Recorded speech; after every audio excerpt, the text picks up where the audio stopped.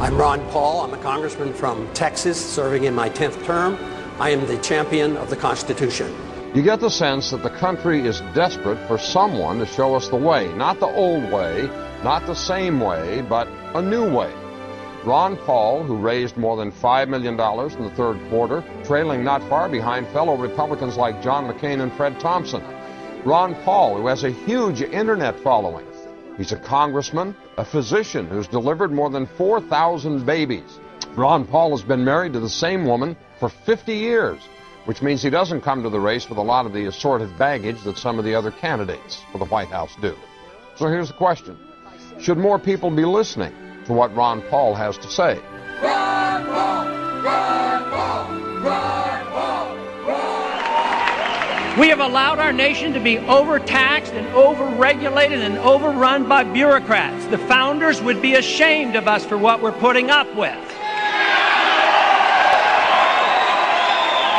Matter of fact, if you look at every single problem we're facing today, it's because of the lack of respect for the rule of law and the Constitution. The right guy is the guy who's anti-government, anti-war, pro-personal liberty, pro-economic freedom. Vote for him, whatever party he is. And if you have to change parties to vote, that's like 5 clicks on the internet. It's not complicated. If you really want to have a choice between a real revolutionary candidate and someone out of the machine, well, this can happen. Ron Paul brings together people of all races, all socioeconomic backgrounds, all political affiliations, because freedom is truth and truth is power, and we can live and be free in this country if we believe we can.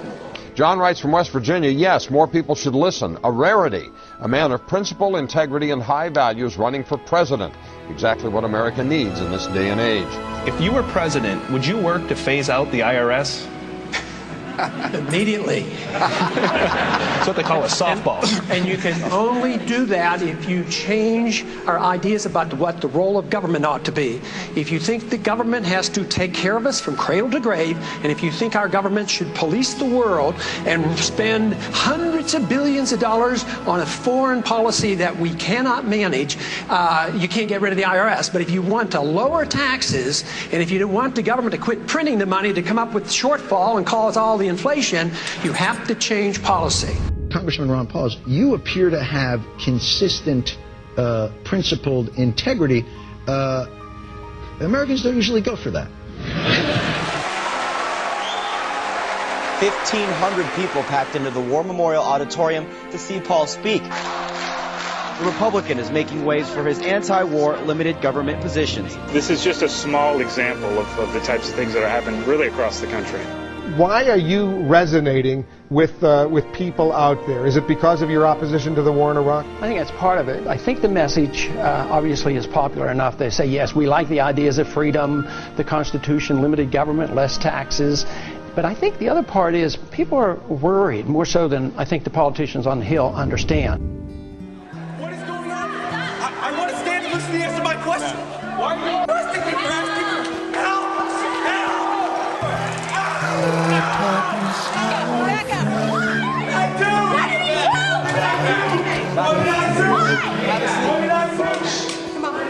Because a vision softly creeping left its seeds while I was sleeping, and the vision that was planted in my brain still remains. Congressman Paul, I believe you are the only man on the stage who opposes the war in Iraq.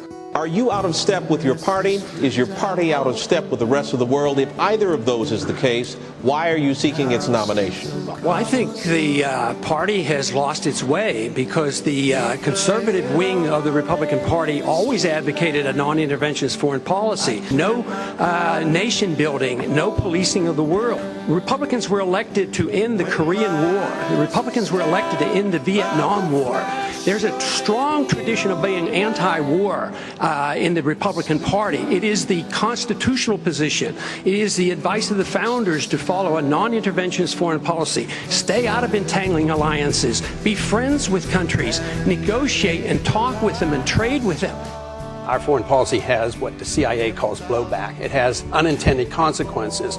You can go back to 1953 when we put the Shah into power, or us supporting Osama bin Laden and radicalizing the Islamics to go after the Soviets, and that comes back as blowback.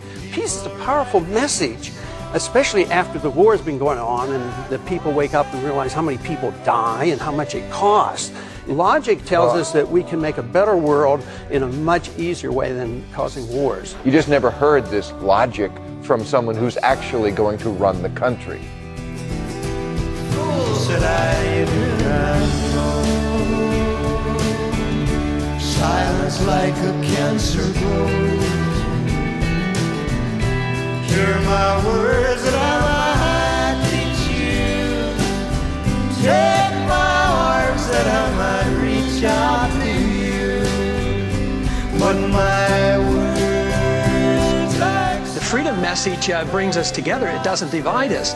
I believe that when we overdo our military aggressiveness, what it does, it actually weakens our national defense. I mean, we stood up to the Soviets. They had 40,000 nuclear weapons. Now we're fretting day in and day night about third world countries that have no army, navy, or air force, and we're getting ready to go to war. Ron Paul says to a lot of people eager to hear this message, you can be anti-war and be a conservative. In fact, he says, if you're a real small government conservative, you have to be anti-war. His message is resonating. Including, interestingly enough, from soldiers.